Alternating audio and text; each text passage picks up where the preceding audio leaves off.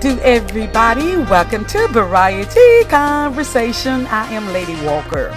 This is one of those situations where you cannot make it make sense to me, no matter how you try to color it within the line or spin it to make it stop where you would like for it to stop. From what I've seen, these race soldiers decide to usurp their authority by beating upon a black person.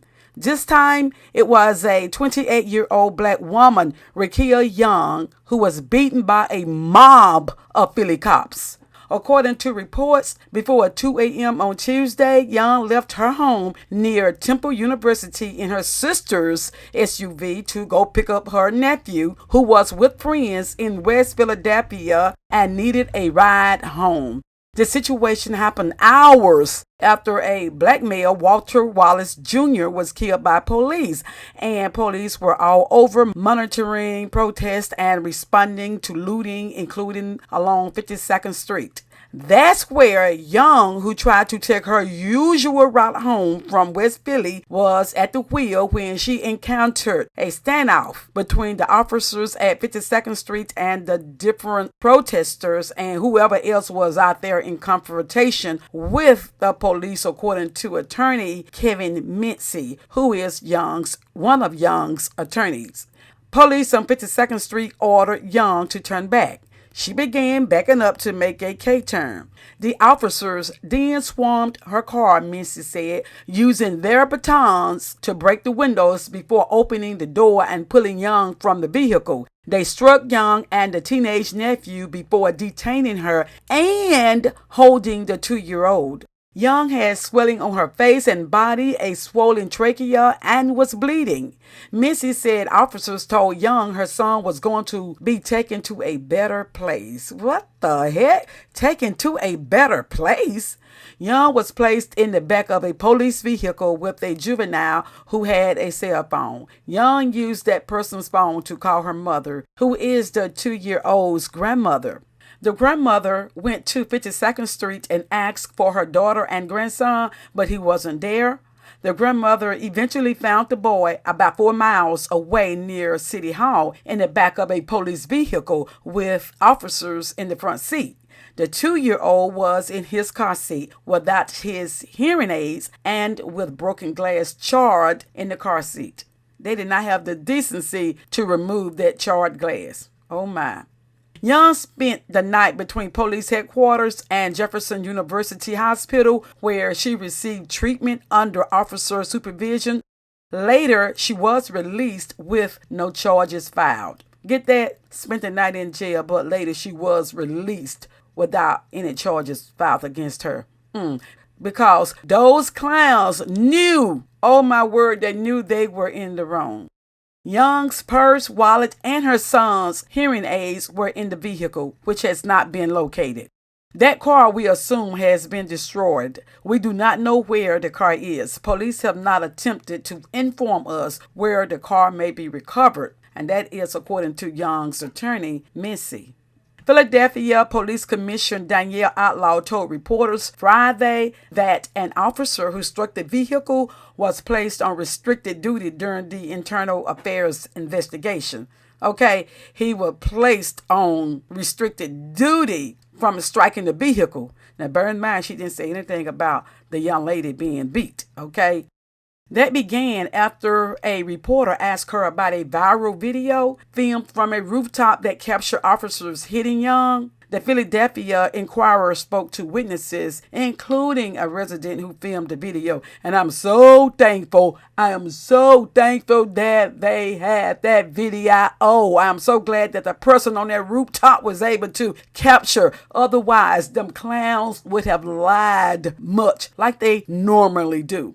With this case and any other allegations that have since arisen, we take all of this seriously, Outlaw said Friday. My expectation is that these investigations are done in a fair and timely manner.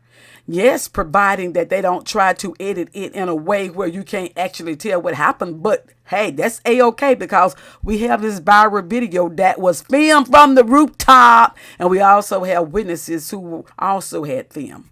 Attorney Riley Ross was critical of the National Fraternal Order of Police, which made a viral Facebook post that later spread to other police social media pages. The post, since removed, showed a female officer holding Young's son, who was characterized as a child officer, found abandoned and barefoot during complete lawlessness on the street. Rouse said that post mischaracterized the incident. Oh, yes, it did. They lied big time. The police officer, they lied. They tried to put up something that wasn't true. They are implying that a community of people were out and about running past a 2-year-old child that was out at 1:30 in the morning barefoot and didn't care about them. Get it, y'all? This is what the National Fraternal Order of Police had put out there. They were implying that a community of people were out and about running past a 2-year-old child that was out at 1:30 in the morning barefoot and didn't care about them. Oh, my word. And the police were the only one who cared. Oh, you cared, all right. When in fact, the police were the only ones who put this child in danger. Oh, yes, they did. When they broke those windows out of that SUV, they were the one who put this child in danger. They traumatized his mother, smashed in the car windows, pulled her out, and assaulted her. They traumatized the child's nephew, smashed in the windows, pulled him out, and assaulted him. And they traumatized this child by keeping this child away from his mother. National FOP spokesperson Jessica Cahill told NBC 10 the National FOP subsequently learned of conflicting accounts of the circumstances under which the child came to be assisted by the officer and immediately took the photo and caption down. Social media rumors also cast Young and her nephew as looters or participants in the unrest that night, said attorney, which wasn't true. There was no looting on the part of Miss Young or anyone that was in her vehicle, not the 16-year-old and certainly not the 2-year-old, said attorney Thomas Fitzpatrick. Young, who is recovering from her injury and had to bury a family member, was not at a press conference her attorneys held Friday. The lawyers have asked for a public apology from the city and police force and anticipate compensation in some form. They said they were prepared to take it to court if necessary, and they should.